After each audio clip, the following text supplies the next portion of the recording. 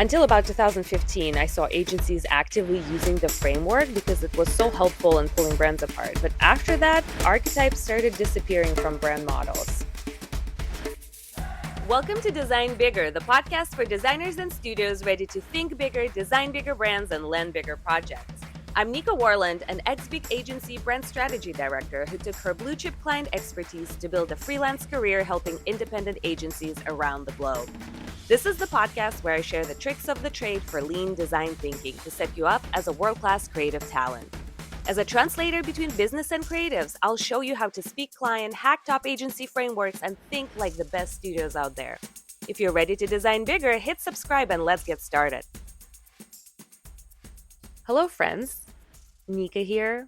And this week, I'm kicking off a design framework series that deep dive into brand strategy frameworks and whether they're actually useful for independent designers and studios like you.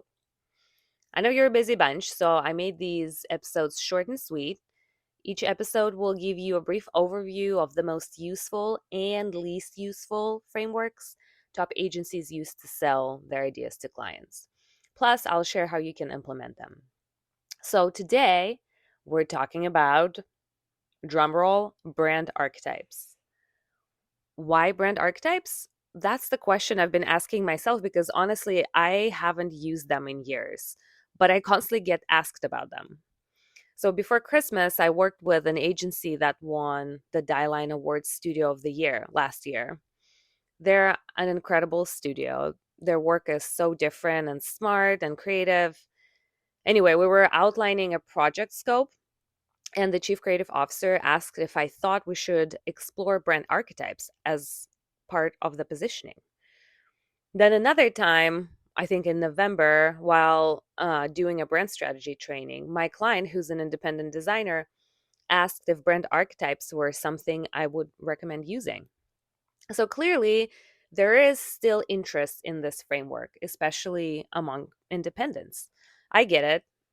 It sounds interesting, it's fun, it's easy to get a client on board with because it's an exercise most people understand. And often, agencies have already done a project in the past where they use archetypes in some shape or form.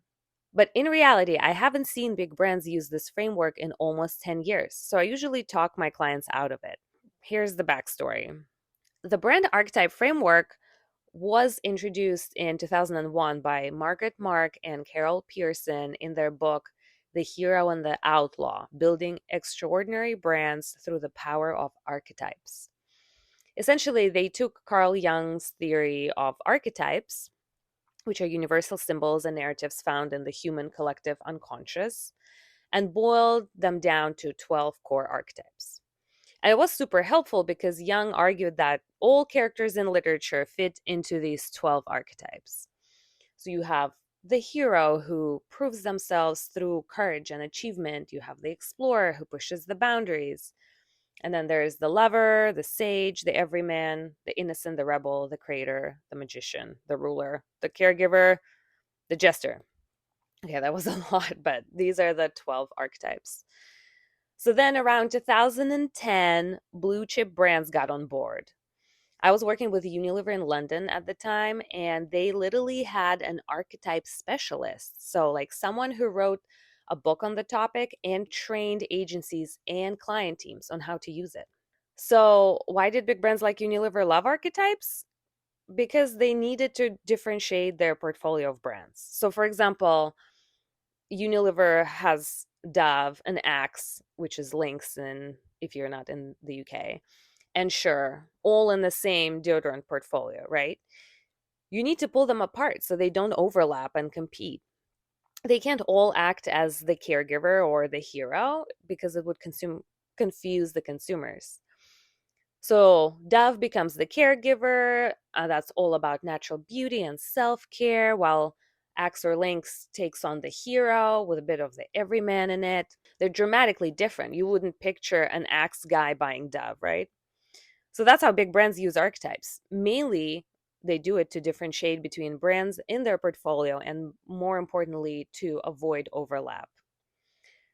Until about 2015, I saw agencies actively using the framework because it was so helpful in pulling brands apart. But after that, archetypes started disappearing from brand models because good brands need more detail than just saying, we're the hero, we're the lover. Saying you're the lover is too vague. What's better is describing a brand as, say, impulsive or sensual or red hot. That's what makes a brand feel real. So over time, everyone just went back to creating unique personalities using precise, pointed words that describe exactly how the brand looks, behaves, and communicates. But the word about archetypes got out, and it is still making the rounds on the internet, intriguing independent agencies and designers. So even in 2025, I see so many people online talking about using the 12 archetype framework to define brand personalities. And almost every time they get it wrong because they're just using it too simplistically, defining a brand with just one archetype and forgetting the nuances. So, for example, a candy brand might say, we're the Jester, and design a fun, playful look. Makes sense, right? But in reality, the whole candy category is the Jester. And you really need to zag to look different and use archetypes to carve out a unique position. You can just pick a broad archetype and call it a day. And then there are those briefs where a brand is described as 50% lover, 30% Jester with a dash of rebel. Now, that is way more interesting and helpful. It's a complex personality that's fun to design for because it feels like a real person, multidimensional and nuanced. But at that point, you're better off skipping archetypes entirely and just defining the personality using 3 to 4 precise adjectives without the framework. So, should you use archetypes? Like most things in brand strategy, it depends on the brief. If you're working for a big company with a portfolio of brands and you need to make sure they don't overlap, then yes, archetypes can help. But if you're working on just one brand, you don't really need them. You're better off defining the brand's personality using specific, unique words, not cliches like, oh, it's the Jester. And that's the brand archetypes framework for you, my friends, with all the context you need to decide when and when not to use it. So next time a client asks about archetypes, don't just say yes to seem more experienced. Give them a thoughtful, informed answer that helps them understand whether it's actually right for their brand. And if you want to know which brand strategy framework top agencies actually use and which ones you can skip, join the waitlist for my upcoming training at nicowarland.com. I'll drop the link in the show notes. In that course, I'll deep dive into the frameworks that work for independent agencies. And yes, we'll cover brand archetypes there too. So that's it for today. I hope this got your strategic juices flowing. If you have any thoughts or questions on the topic, DM me on Instagram at Nico Warland or find me on LinkedIn as Nico Warland. Until next time, go create something beautiful and remember the best creatives are always strategic.